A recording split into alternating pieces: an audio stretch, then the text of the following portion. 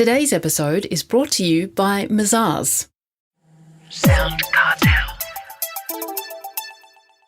You've worked hard all your life to create and grow your business. But have you thought of the next stage, where you exit your business?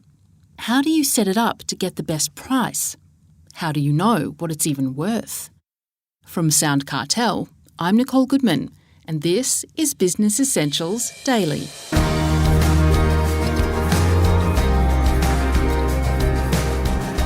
When it comes to exit strategies, who better to ask than Kerry Boulton? She was Managing Director of Freight Management International from 1983. Kerry bought the business from parent company Main Nicholas and grew it by 34% every year for 9 years, until she sold it in 1996. Today, Kerry Boulton is founder and CEO of the Exit Strategy Group and author of $1 Million Payday: How to Get Rich and Get Out, Creating the Perfect Exit Strategy and Life After Business. She says business owners should really be ready at any time to sell. Why? Kerry Boulton explains to Chris Ashmore. There's a lovely quote from Kerry Packer many years ago when he sold Channel 9, and he said, "You only ever get one Allen bond in your lifetime." I love that quote. And that really applies to any business whatsoever. If you can have your business ready to sell whenever, if you do happen to get an Allen bond come along in your life, then wow, take the opportunity, take the money and off you go. If you can run your business so that it is ready to sell at any time, you can have a lot of comfort in understanding that you're getting the best value that you possibly can. Well, you have a 4-step process on how to exit a business. Can you walk us through those steps? I like to think of it in the acronym sense, so that it's exit, which is evaluate, explore, innovate and transition. So in the first stage, you want to evaluate all your different goals around the business, and you want to make sure that you can get some alignment. In a lot of businesses particularly, there's more than one shareholder. That might be a business partner, it could be your wife, your family. Even if it's not a formal shareholding, there are other stakeholders that are really important. So you need to evaluate your position in relation to all of those and see if you can get some alignment. Then the next stage is to explore the opportunities that are out there. Explore who it is you might want to be selling to. What's the marketplace like? What do you need to actually do to be able to make your business as valuable as it can be to your potential buyer? Thirdly, out of that exploration process comes innovation. And without doubt, you will discover many ways in which you can improve and innovate the business and make it even more valuable. And then lastly, of course, there's transition. And really, I like to think of transition as not being the end, but rather the middle, because you're now going to a new beginning after that. And a lot of people do face pretty significant issues when they're leaving a business, especially since they've started it from scratch, or even if they've been in it for 10, 15, 20 years. Moving on to something else that's been your life and your identity requires some serious consideration. Well, for somebody who wants to sell their business, they've made the decision, how do they make it attractive to perhaps get the best price from the buyer? One of the things I really ask everyone to think about, first of all, is who's going to buy your business? Who potentially might buy my business?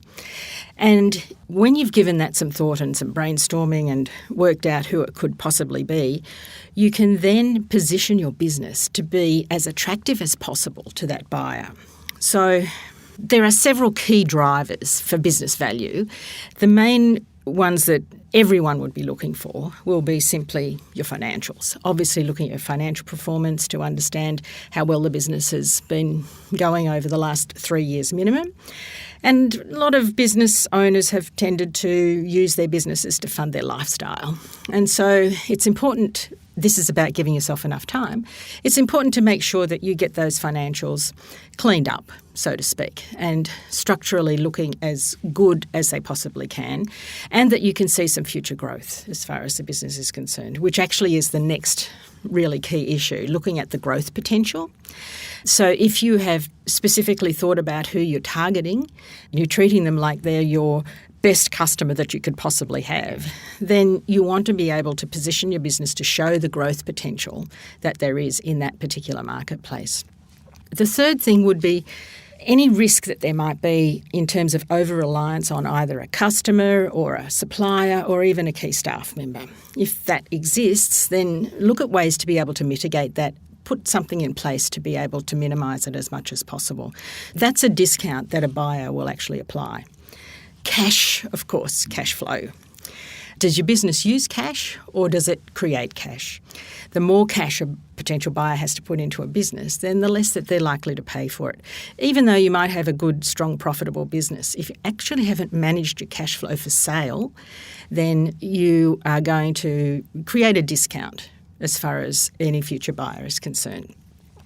The next thing would be business differentiation. How many times have we heard it said, try to find something that puts a moat around your business? And this is actually one of the key areas that Warren Buffett looks for when he's investing in a business. How differentiated is your business from your competitor? Have you got something that makes you unique? If you haven't got it, you have to find it and create it, because that's going to really add value for you. Another area that people don't often think about is any future recurring revenue.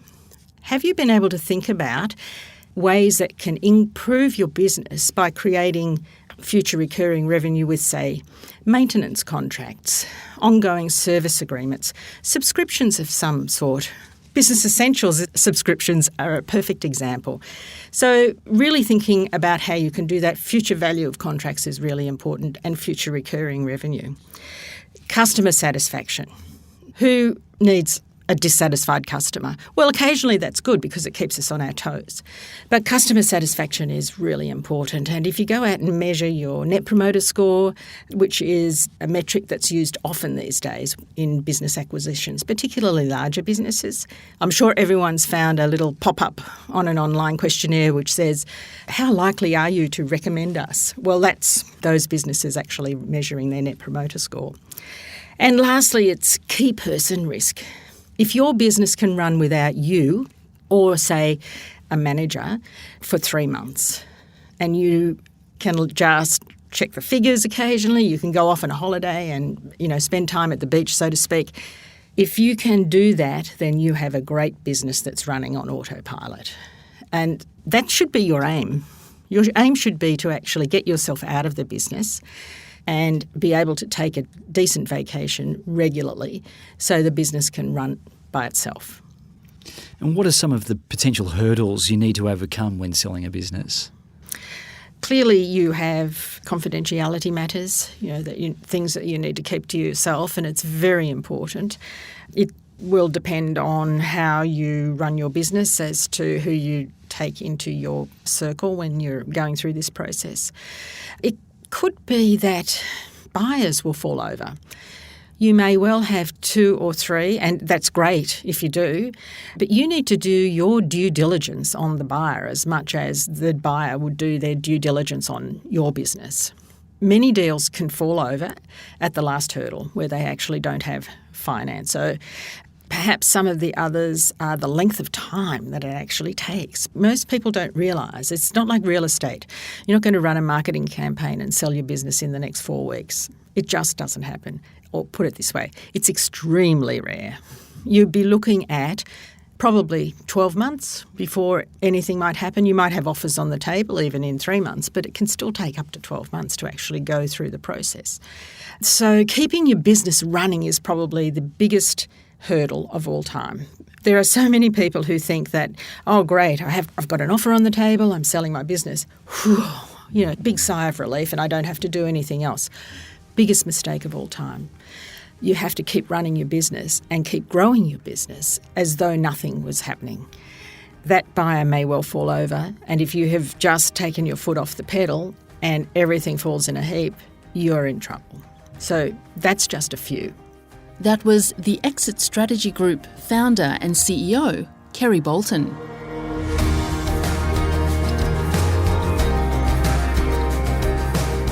This episode of Business Essentials Daily is produced by the team at SoundCartel.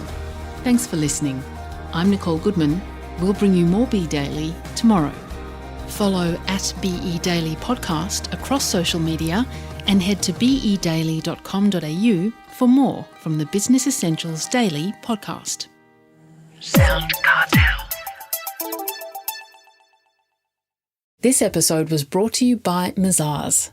To find out more, visit mazars.com.au. That's mazars.com.au.